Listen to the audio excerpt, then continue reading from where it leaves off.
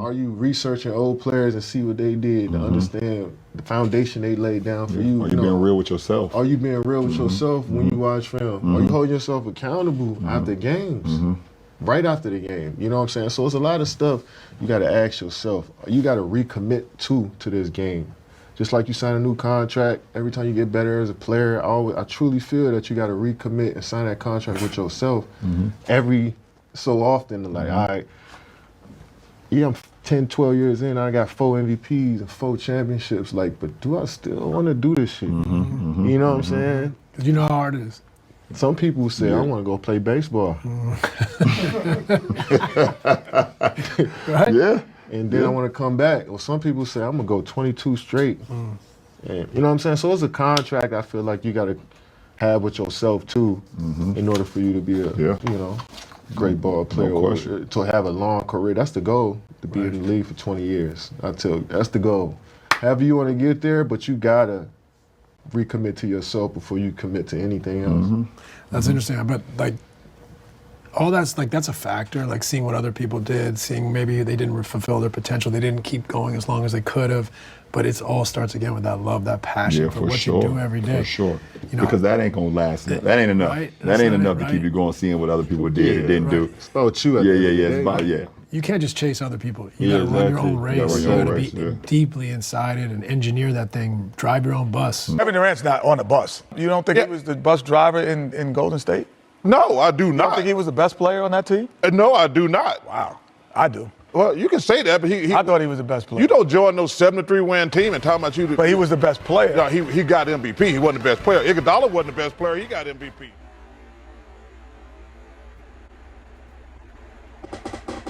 What it do, man? It's DOA putting shit together. Man. This what I told y'all, man. I can't never vouch for no niggas. Cause they'll end up doing some goofy shit that I can't even stand behind. Exhibit A, Kevin Durant. Kevin Durant is the most disappointing superstar basketball player I've ever seen in my life, dude. For real. I used to be the biggest Kevin Durant fan, bruh. The biggest. Now I hear him say shit like this, taking shots at Jordan, talking about Jordan wasn't committed and all of this, bro. Come on now. What you doing this shit for? What you doing it for? You trying to save your era? What you doing it for, bro? You doing it for Brian? Brian cut you one of them checks too? This shit is stupid as fuck, bro. I remember there was one time in NBA history where Kevin Durant seemed like he was trying to make his stance for being the GOAT. He was going at LeBron for just a hot second, for a split second. Then it was like the world crashed down upon Kevin Durant, bro. He got beat by Golden State, and then the next thing you know, this nigga's going to Golden State, to the team with the most wins in an NBA history season. He signs up, which I tried to support him when he did that shit. I ain't gonna lie. I thought it was a little bit weak, but then again, I was like, you know, LeBron joined up with Miami, so he opened up the floodgates for niggas doing that, so I really wasn't hating. I just thought people was mad because they knew they weren't gonna win with Kevin Durant on that team. But then,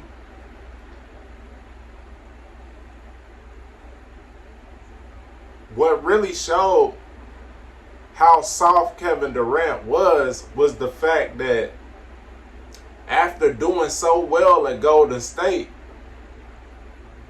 he ends up letting niggas talk him out of spot. So the commentary around it was going at Kevin Durant. All the commentary was taking shots at Kevin Durant, talking about how soft he was for making that move, but they was winning. He was getting them championships that he was so direly in need of. So I feel like once you make that decision, you need to stand on it. But then he let people going at and taking shots at his move end up moving him off his spot. So then he leaves, and now you ain't winning shit, which is crazy. You know what I'm saying? Because I know LeBron controls the NBA media narratives, and I know he was the one fueling the fire behind people taking shots at Kevin Durant's move. So he pretty much tricked Kevin Durant out of his spot. Now, what's interesting is Kevin Durant went to the Brooklyn Nets. And who was the coach of the Brooklyn Nets when Kevin Durant was there? Steve Kiss-Ass Nash was the daggone coach. You know what I'm saying? And it's funny, like, Kevin Durant's too fucking friendly, bro.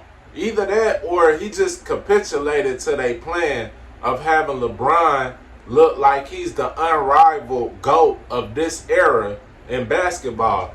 Because y'all remember Kevin Durant being unsatisfied with Steve Nash as his coach. Kevin Durant actually forced Steve Nash's firing. Now he goes on the Mind the Game podcast and he's acting like, nah, I like Steve Nash. And first of all, I wouldn't even went on that podcast, bruh. Why the fuck is you so buddy-buddy with LeBron James when you niggas is still competing against one another? That's his problem, bruh. I've never liked how buddy-buddy Kevin Durant was with LeBron James. I just don't understand it. Them being friends, okay, that's cool. Y'all be friends, y'all be cool, whatever. But, bro, y'all do too much hugging and shit on the court when y'all play each other. And now you on this nigga's podcast that we all is servicing this nigga's podcast. Everybody's going at this nigga's podcast because it's so corny. And Steve Nash looks so fake on the podcast. Then you go on the podcast with who really should be your arch rival, and then a coach that you insisted on having fired when he coached one of the most talented teams you've ever been a part of, which was the Brooklyn Nets with Kyrie Irving and Harden and Ben Simmons. You know what I'm saying? You were so disgruntled, you forced them to fire Steve Nash. Now you on this bitch talking buddy sipping wine with Steve Nash. And then making shots at Michael Jordan on LeBron's behalf. Acting like he's more dedicated to the sport. Man, don't y'all understand? You niggas is ring chasing. That's what we see y'all doing. Y'all ring chasing and y'all stat chasing and y'all stat stuffing. Michael Jordan won 3 championships back to back, and then his dad died. First of all, when your dad gets killed like that, and it ain't like his dad just died of old age, it looked like a hit. It looked like a hit. It looked like, and there was allegations that it was some gambling controversy behind that, and people, he got hit because of a gambling debt. You know what I'm saying? Then you have something like that happen to you after you've already done what only 2 other teams in basketball history has ever done. You did that. Don't y'all understand that this man probably felt like he had did everything he wanted to do? He had accomplished everything within that game that he needed to accomplish. Maybe he felt so accomplished that he felt like that was a good time for him to leave. Y'all niggas ever heard of leaving on a high note?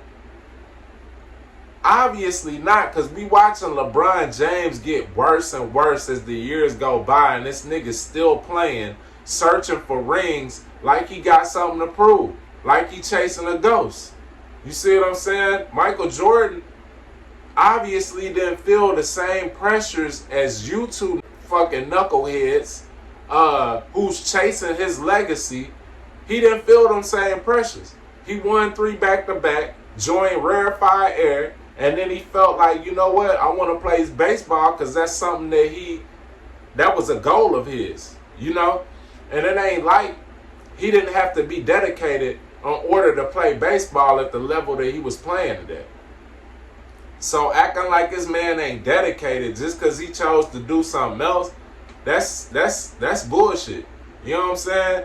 That's as ridiculous as Kevin Durant coming out onto national TV with his fucking hair and his skin looking the way that it do. Like, bro, you gotta get a grip, bro. I can't believe I supported this man. And it's funny because he has a tendency to do this over and over again. It was at first when he was at OKC, he had Westbrook on his team, and Westbrook looked like he was ball hogging, and he was really part of the reason why they couldn't get over the hump when Durant and Westbrook and Harden was at OKC. It seemed like it was Westbrook's fault. Then when everybody started saying that, it was Kevin Durant that came to Westbrook's rescue.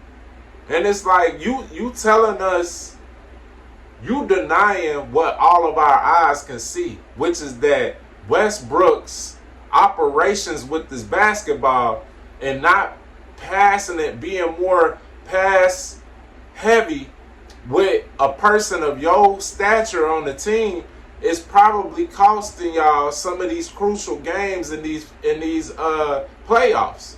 But you come in and you caping for Westbrook while niggas is trying to assess the game and the reason why y'all lost accurately. You cape for him and the rest of your teammates. Then years later,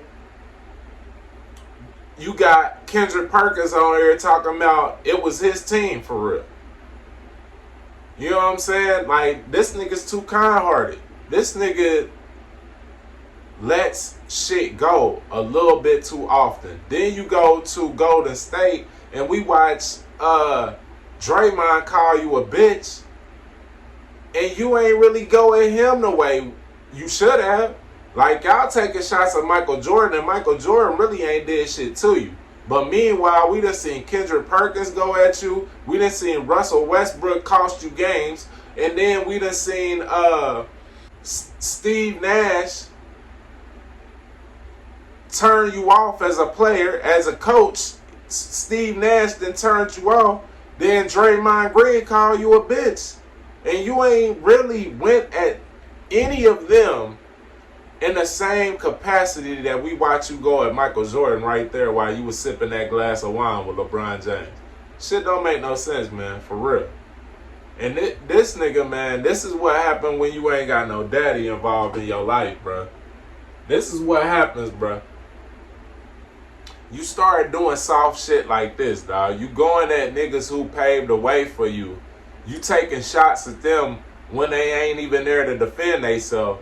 Meanwhile, you nestled up under LeBron's nuts when you really should be going at his throat. This is the nigga who cost you a few championships as well.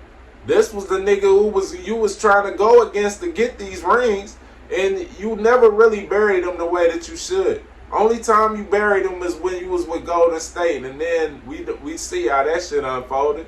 You let niggas talk you out your spot. Now you bouncing around city to city, trying to find somewhere that fits.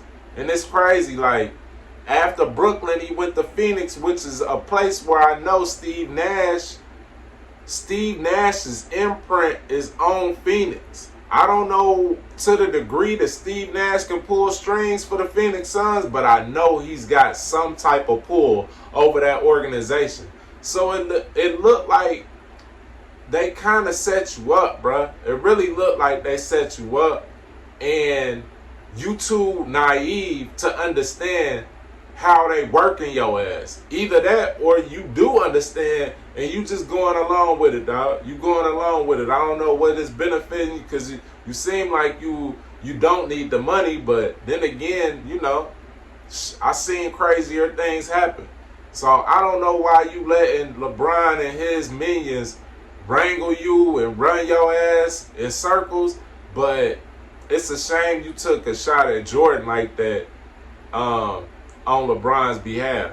Bruh, that was just the final straw, bro. I used to be the biggest Kevin Durant fan, but now I'm just like, man, fuck this nigga, man. Fuck this beady-headed ass nigga, dog. Fuck this ashy ankle leg having ass nigga, man. I don't support him. Bruh. But yeah, I just wanted to weigh in on that because that shit kind of disappointed me, man. They used to be my favorite player in the NBA.